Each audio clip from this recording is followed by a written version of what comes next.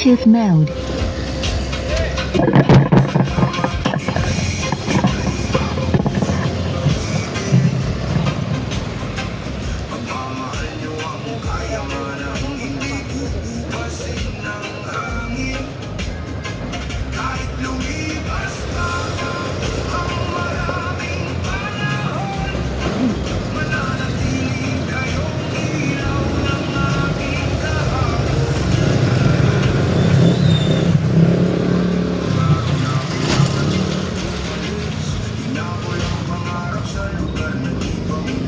May mga gabing gusto ko lang bumalik dahil mabigat ang laban at mahirap ang daan.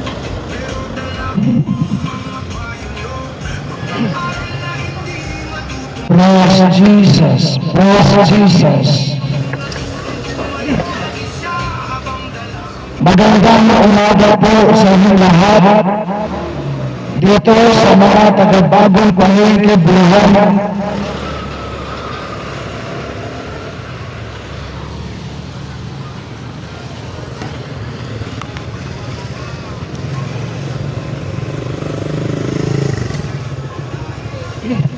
Ako po ay tuwing ginagawa ng Panginoon sa inyong harapan upang mapakinggan niyo ang kanyang salita sa ating ikaliligtas, sa ating ikatututo, at sa ating ikapagpapala.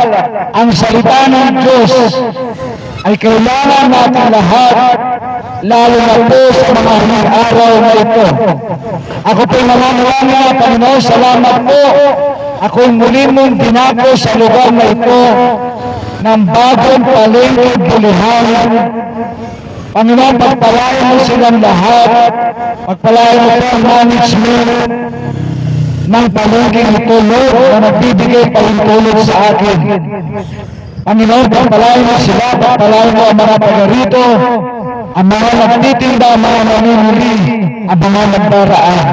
Pagpalain mo kami lahat, Panginoon, sa pamamagitan ng iyong mga salita, anumang spirito na hindi mula sa iyo, ginagapas ko, tinatapon ko pabalik sa hell in Jesus' name. Kinakalagan ko ang Holy Spirit, ang siyang malayang kumilo sa aming kalagitnaan. At I command the mighty angels of God, palibutan niyo ang lugar na ito, linisin niyo ang lugar na ito. At binabalaan ko sino man manggugulo sa gawain ito ng Panginoon. Ito po ay gawain ng Panginoon, hindi gawain ng tao. Ako po ay sumunod lang sa Panginoon na ibahagi sa iyo ang mabuting balita.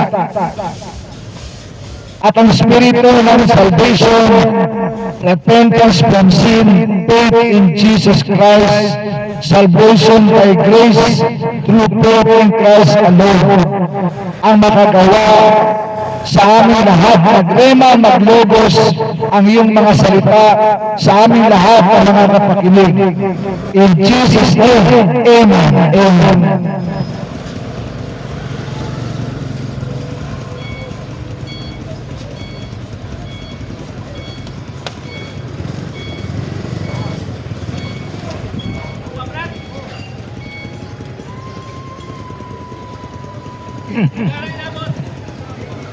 Ang makailan, tayo ay nabigla sa mga balita tungkol sa barilan sa Pomeo sa Zamboanga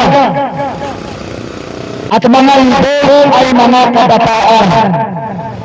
Mga kapatid, sa umaga ito nais ng Panginoon, pakinggan niyo muli ang salita ng Diyos.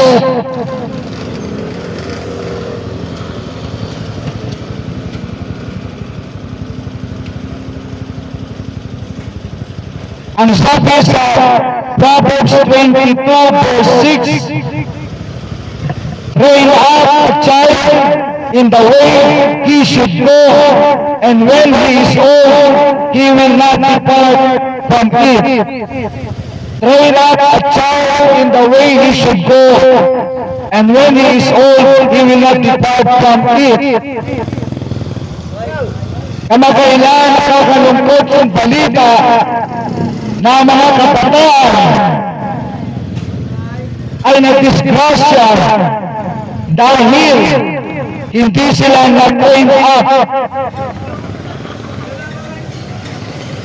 Subalit, alam din natin at the same time, ang kaaway ng Diablo ay target ngayon ang ating mga anak. Ang ating mga anak, ang mga kabataan, sa mga huling araw na ito ay target ni Satanas. Kaya maraming kabataan ngayon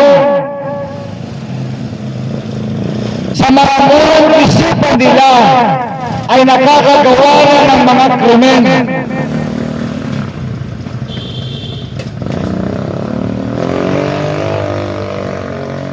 Kung tayo lang mga tao makikinig sa salita ng Diyos, ay maiiwasan natin ang mga ganitong pangyayari. Kaya sa salita ng Diyos, train out a child in the way he should go, and when he is old, he will not depart from it. Kailangan daw natin i-training ang ating mga anak sa murang edad nila. I-training natin ang ating mga anak. Ano una natin i-train sa ating mga anak? Train natin ang ating mga anak na magsipag-pray, magsipanalangin. Turuan natin ang ating mga anak manalangin.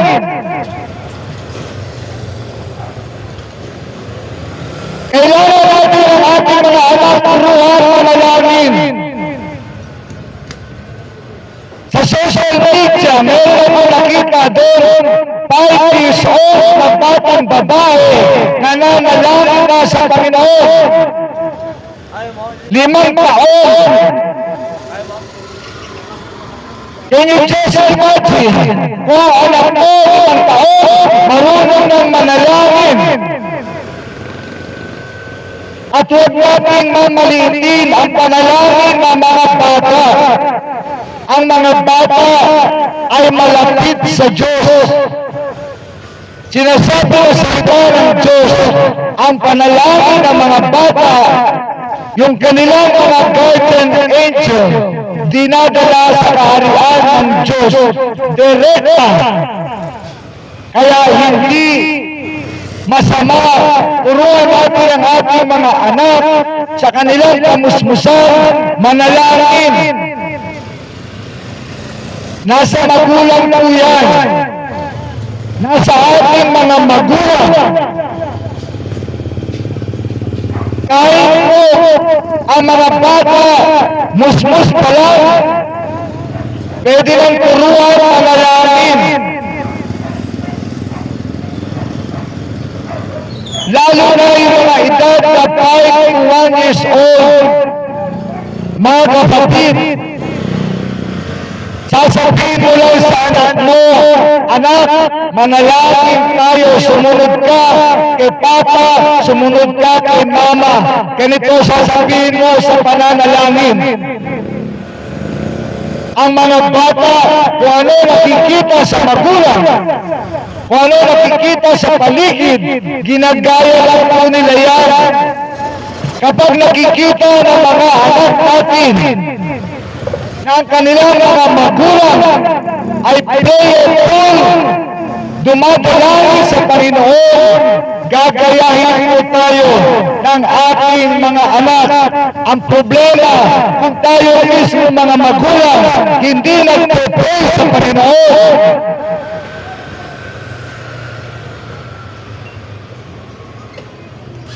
ngayon, kung yung anak mo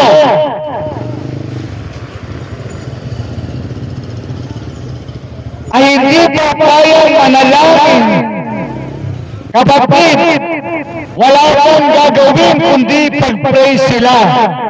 Ang mga magulang, responsibilidad natin ipag-pray ang ating mga anak. Sino inaasahan mo mag-pray sa anak mo, itong tao? Anak mo yan. Ikaw ang responsibility. Mayroong responsibilidad. Ipag-pray ang anak mo. Kapag pinag-pray mo ang anak mo, ang proteksyon ng Diyos ay sa kanila sa maghapon. Paggising pa lang sa umaga, mga magulang, pag-pray na natin ang ating mga anak. Kung di pa sila makakapag-pray sa murang edad nila, ikaw muna mag-pray para sa kanila. Ngayon,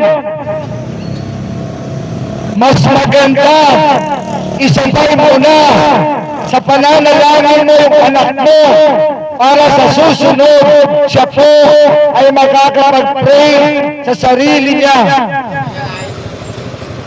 Upang sa ganon, kapag marunong na ang anak mo mag-pray, sasabihin mo sa anak mo, anak, mag-pray ka muna bago ka pumasok sa school.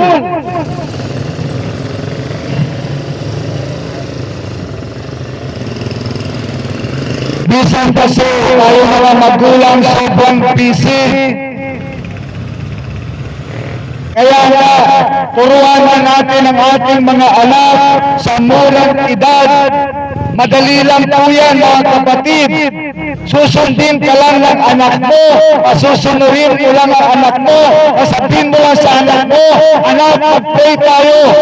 Ganito sasabihin ko, kung anong sasabihin ko, sabihin mo rin. Kung araw-araw yan, maririnig ng anak mo, mariregisto yan sa kanilang mga isipan. At gagawin na nila yun. Pagdating ng panahon, sila na mismo magpe-pray. Ang sasabihin mo na lang, anak, mag-pray ka muna. Ang mga bata po, sumusunod lang yan sa mga magulang. Ang mga bata po, sumusunod lang yan sa nakatatanda sa kanya. Kaya tayo mga magulang, dapat good example tayo sa ating mga anak. Ang una natin i-train sa ating mga anak, matuto silang mag-pray. Nang sa ganon, tayo na magulang. Kung makalimutan kang ipag-pray sila, yung anak mo, siya mismo magpo-pray para sa sarili niya.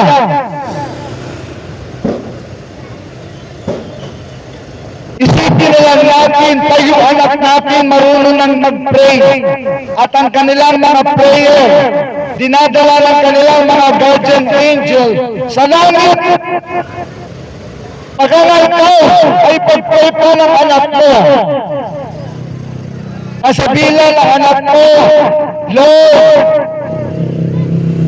si Papa, si Mama, gabayan mo sila. O diba, ikaw ay pag-pray pa ng anak mo. Mga kapatid, sa panahon natin ngayon, ang target ng Satanas ay sirain ang mga anak natin, ang mga kabataan sa panahon natin ngayon. Kapag hindi mo gagawin yan, ay train ang anak mo na manalangin, isang araw, iiyak ka sa anak mo.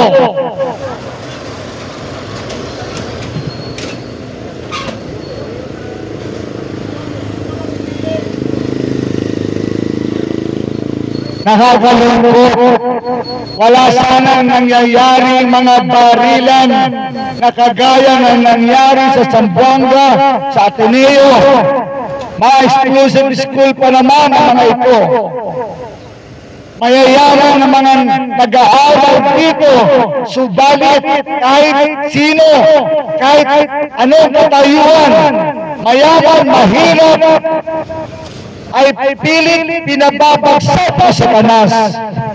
Kaya pinadala ko ng Panginoon para sabihin sa inyo lahat, train out your child. Ang sabi ng Panginoon, unang mong i-train sa anak mo ang matutong manalangin kung paano mag-pray. Kung hindi pa yung nakakapag-pray, ikaw muna mag-pray sa kanila. lalo na mga sanggol. Mga nanay, mga tatay, pare-parehas po tayo mga magulang. Ako po may 3 anak. Malalaki na yung aking mga anak.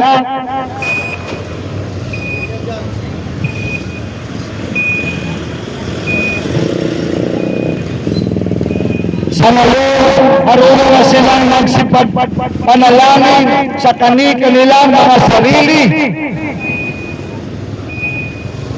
So na mababawasan yung aking alalahanin sa kanila. Subalit pinagpe-pray ko pa rin sila. Subalit sila mismo marunong nang mag-pray. Mga magulang, let us pray for our children. Alam mo yun, puporma ako, pawisin ako, tapos Mga tatay, mga nanay, be responsible parents. Hindi natin alam pag-alis ng ating mga anak sa bahay kung ano lang nangyayari sa kanila. Subalit kapag pinag-pray mo sila, ang Panginoon gagabayan na sila sa maghapon, sa mapapanatag ang ating kalooban. Ang problema sa mga magulang minsan, tamad mag-pray, tamad magturo sa ating mga anak. Pag hindi mo tinuruan ang anak mo, iba magtuturo sa anak mo.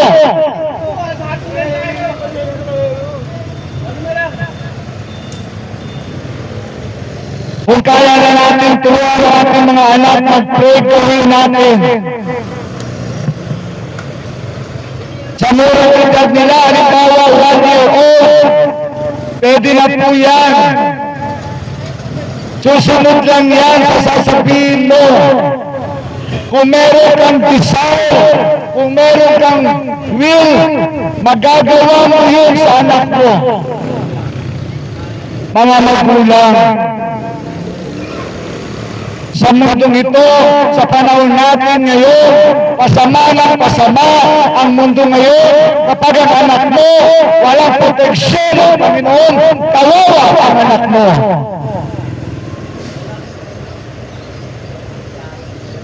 Para yung anak mo lumabas sa bahay mo na walang proteksyon,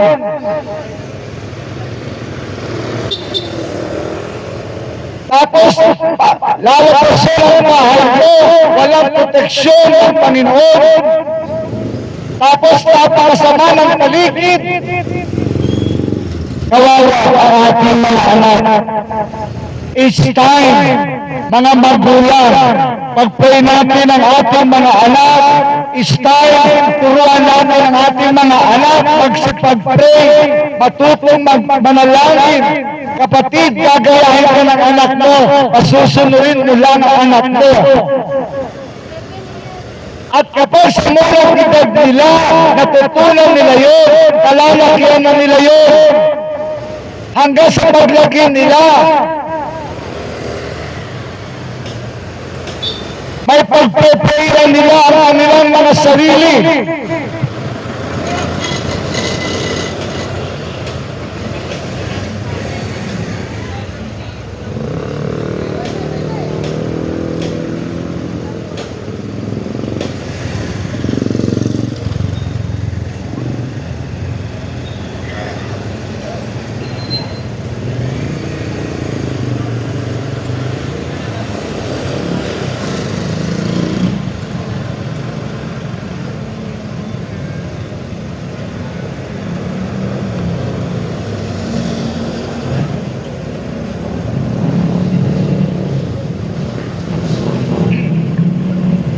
Ang sabi sa Lucas 18 verse 1, and he spake a parable unto them to this end, that men always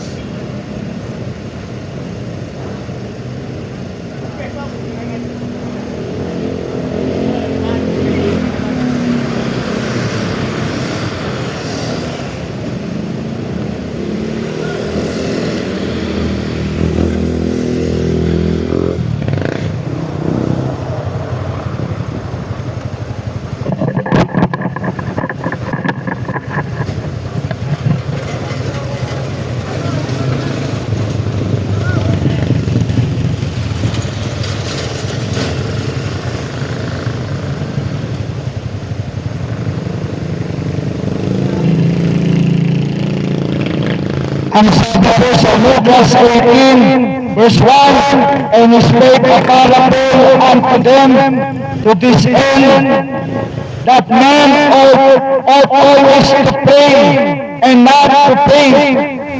Inuutusan tayo ng Panginoon. Ang tao dapat laging manalangin. Mga kapatid, mga kalalakihan, hindi po kaduwagan, hindi kapaglaan kapag tayo nagpe-pray.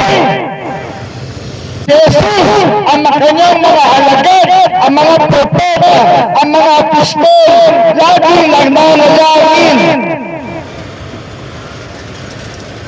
Sa totoo lang, ang tunay na lalaki, marunong yan mag-pray.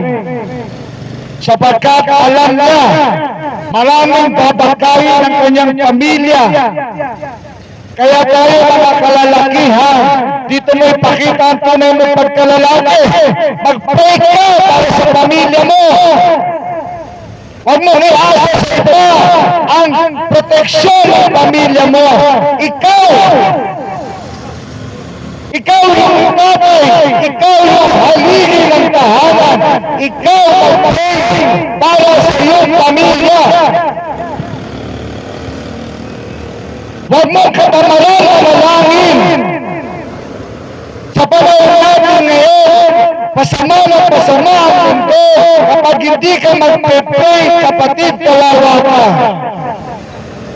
Kawawa ang pamilya mo, lalo na sa mga tatay. Mga kapatid, ang pananalangin, hindi po yan pinabasa. Hindi yan paulit-ulit, galing sa puso mo. Sasabihin mo sa Panginoon, Rekta, Ama na nasa langit, bla bla bla. At sa uli, sasabihin mo, in Jesus' name. Galing sa puso, yun ang tamang panalangin. At kapag tayo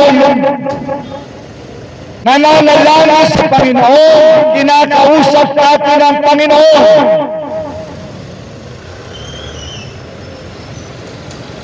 Hindi wala kapuluhan ang pananalangin. Ang Panginoon ang mismo nagsabi, men always to pray and not to faint. Huwag daw titigil sa pananalangin. Mga kalalakihan, hindi po yan kahinaan sa atin kapag tayo mga kalalakihan ay marunong mag-pray. Yan po ay isang senyales na ikaw ay tunay na lalaki sa paningin ng Diyos.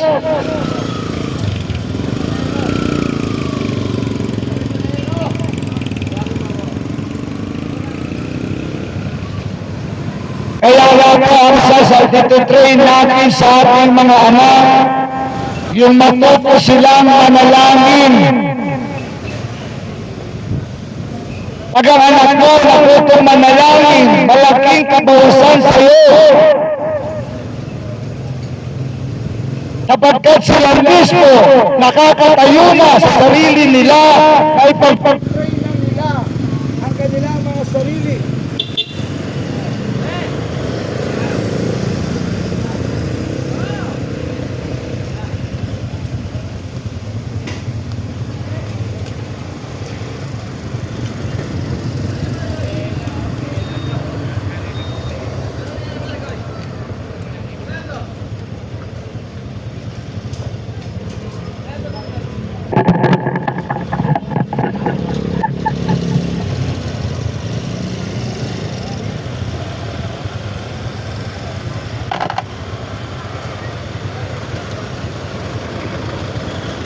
Kapag ang ating mga anak marunong mag-pray, mga magulang, maswerte ka, kapalad ka, sapagkat sasama ka din ang anak mo sa pananalangin.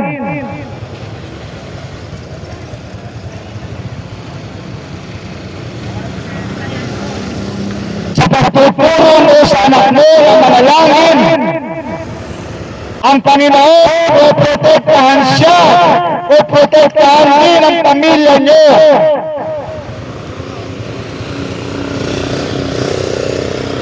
at malaking kaluwagan sa mga magulang kapag yung kanilang mga anak marunong nang mag-pray. Train up your child to pray.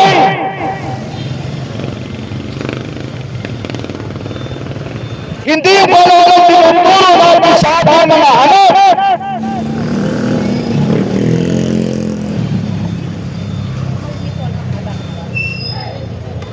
Turuan mo mag-pray.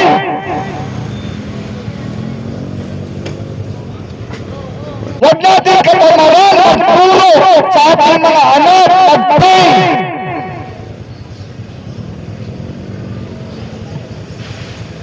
Yun ang pagtuturo na wala pang tuition fee, wala pang babayaran, libre ang manalangin. At kapag ang tao lagi nananalangin sa Panginoon, napapalapit sa Panginoon, ang sabi ni Pablo, kung si Kristo nasa akin, sino pa ang lalaban sa akin? Maging si Satanas lalayo sa iyo kapag ikaw ay madalanginin tao. Kaya pala sabi ng Panginoon, men ought always to pray. Lalo na sa panahon natin ngayon, masama ang mundo, kawawa ang tao, hindi marunong manalangin.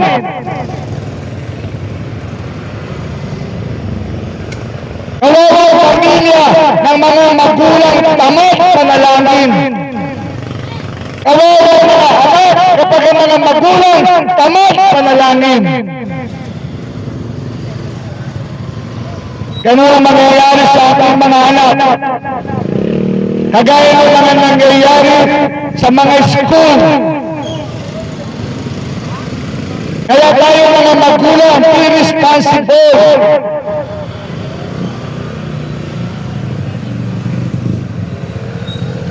Ang ipinagpipero, anak mo, dugo ang laman mo, huwag mo yang katatamaran.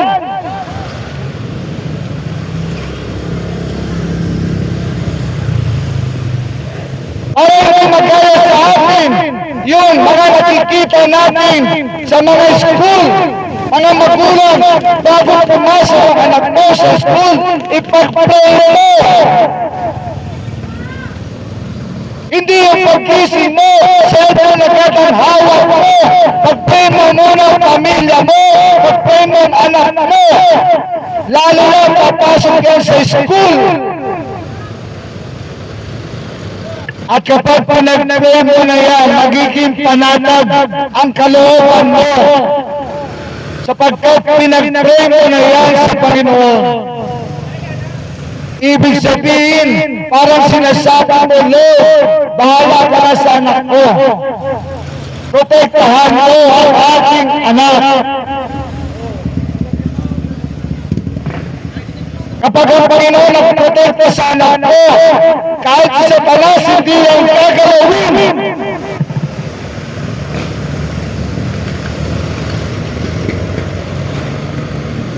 I-train natin lahat yung mga anak na manalangin.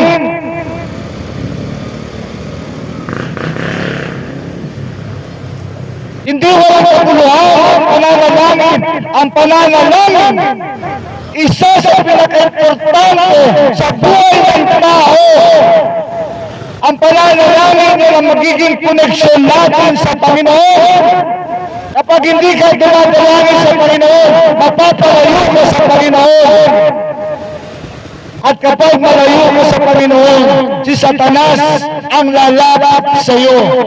Sino ang gusto mo malapit sa iyo? Ang Panginoon o si Satanas?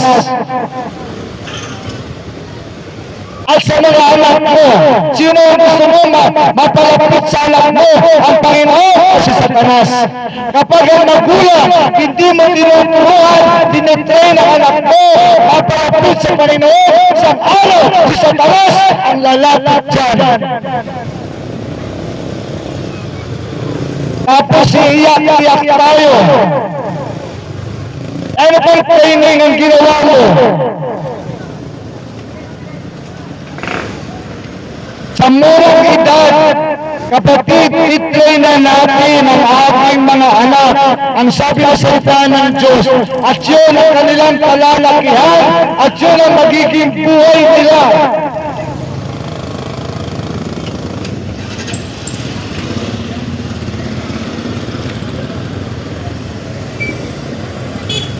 Pangalawa, i-train natin sa ating mga anak ang salita ng Diyos. Ang salita ng Diyos. Ang mga Pilipino tamad magbasa ng Bible. Umaasa na lang sa mga sinasabi sa kanila ng mga tao. Kapatid, kung meron kang cellphone, dapat mas meron kang Bible. Kung nakakabili ka ng cellphone, bili ka ng Bible. Mas mahalaga ang Bible kaysa sa cellphone.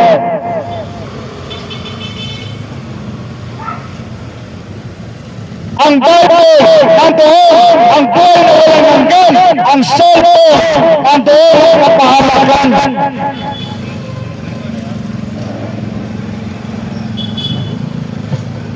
Sa murang edad, mga magulang, marami namang mga paraan dyan. Maraming mga aklat sa Bible na pambata, may mga picture. Bilhan mo ang mga anak ko ng Bible para sa mga bata. Huwag mo yan panghihinayanan.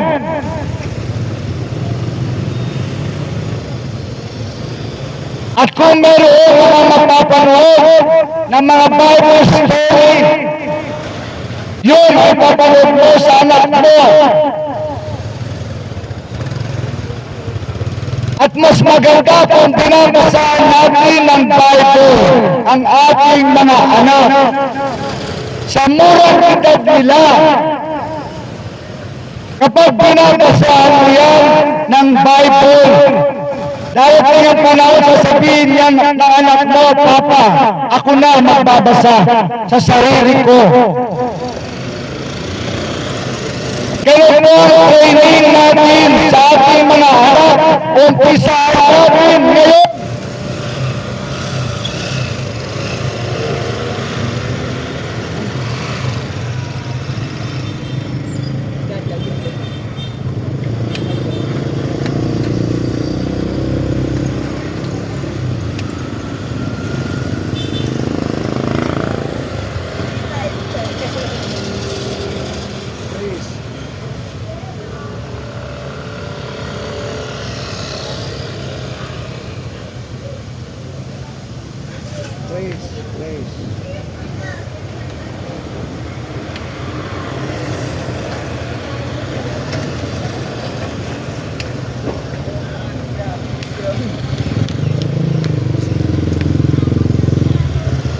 Praise God.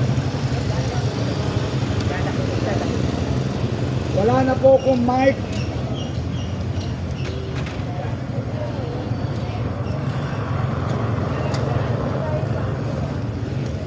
Mga kapatid, basta turuan natin ang ating mga anak.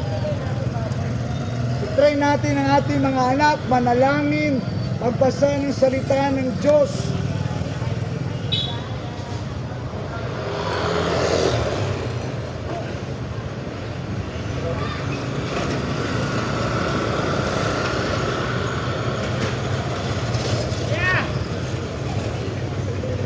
Praise God, praise God.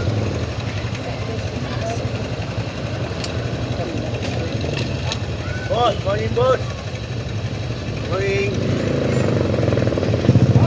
Bulog. Yan o. Yan bulog. Stop, stop. Bawal na, wala na, bawal na. Bawal na, masama na. Lobat. Ano yung speaker? Wala.